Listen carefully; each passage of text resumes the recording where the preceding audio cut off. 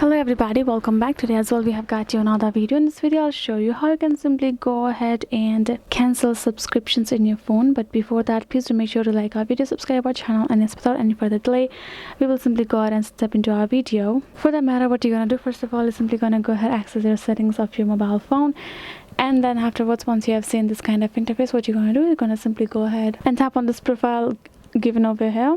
And then afterwards you see your profile settings given off in your phone, right? Simply go ahead, tap on this option called subscriptions given below the payment and shipping. Once you have tapped on the subscription, you can see what kind of subscriptions you are including your apps info over here.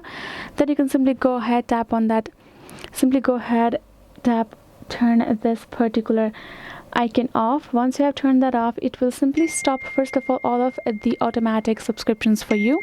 First of all, second of all, once you got your particular app, so once you have simply turned that off, you see all of the renewal for your subscription of your apps will be turned off, and you won't get and that way you will be able to cancel subscriptions from your phone. So yes guys, this is it. I hope this video was helpful to you all. Thank you so much for watching, and yes, I'll see you guys in our next video.